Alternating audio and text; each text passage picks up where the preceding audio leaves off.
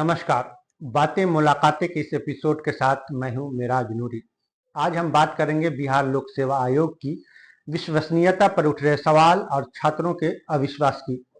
जी हां, एक जमाना वह भी था जब बिहार लोक सेवा आयोग अर्थात बीपीएससी अपने आप में एक विश्वसनीय संस्था हुआ करती थी। आज भी है, लेकिन आज बीपीएससी का रिश्ता विवादों से घिरा हुआ है। कुछ समय पहले तक बीपीएससी परीक्षा का मतलब निष्पक्ष और कदाचार से मुक्त परीक्षा हुआ करता था। परीक्षा में कदाचार का कोई सवाल ही नहीं था। बीपीएससी का मतलब ही विश्वसनीय और कदाचार से मुक्त परीक्षा था। आपको याद होगा कि बिहार में पिछले कुछ सालों में पंचायत, नगर निगम, नगर निकाय स्तर पर शिक्षकों की बहाली की प्रक्रिया चल रही थी। इन नियोजन इकाइयों के माध्यम से कई वर्षों तक विद्यालयों में शिक्षकों की बहाली होती रही, लेकिन इन बहालियों पर समय समय पर सवाल उठते रहे। लोगों का कहना था कि नियोजन इकाइयों के स्तर से शिक्षकों की बहाली में बड़े पैमाने पर कदाचार देखने को मिलता है। ऐसी खबरों के बीच राज्य सरकार ने पिछले साल शिक्षकों की बहाली के लिए बीपीएससी को अधिकृत किया और अब तक 3 चरणों की बहाली प्रक्रिया संपन्न हो चुकी है। यानी बीपीएससी के द्वारा शिक्षक भर्ती की परीक्षा लिए जाने से बिहार की एक बड़ी आबादी को यह विश्वास हो चला था कि बीपीएससी के द्वारा ली गई शिक्षक भर्ती की परीक्षा कदाचार से मुक्त रही और योग्य लोगों को शिक्षक बनने का मौका मिला, जिससे बिहार की शिक्षा व्यवस्था में अमूलचूल परिवर्तन देखने को मिलेगा। लेकिन आज वही बीपीएससी विवादों के ऐसे न खत्म होने वाले फेर में फंसी है, जिसमें बीपीएससी पर चारों तरफ से सवाल खड़े किए जा रहे हैं।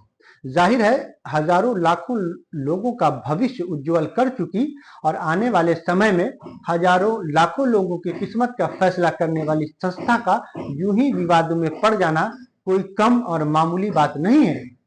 इस बार छात्रों ने परीक्षा में अनियमितताओं, प्रश्न पत्र के स्तरहीन होने और कोचिंग संस्थाओं के मॉडल पेपर से सवालों के मेल खाने का बड़ा आरोप लगाया है। छात्र पूरी परीक्षा रद्द करके इसे दोबारा आयोजित करने की मांग कर रहे हैं।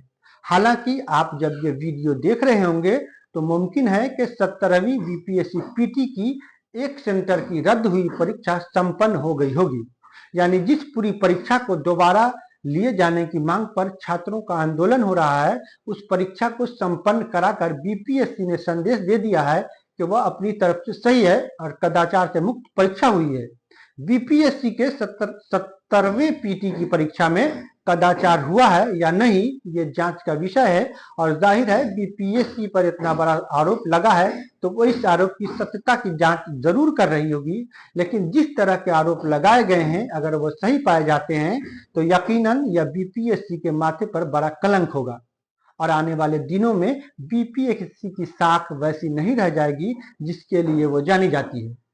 जरा सोचिए, बीपीएससी परीक्षा आयोजित की जाती है और घंटे, 2 घंटे, 4 घंटे, 10 घंटे के बाद यह खबर आती है कि परीक्षा में कदाचार हुआ है और परीक्षा रद्द की जाती है।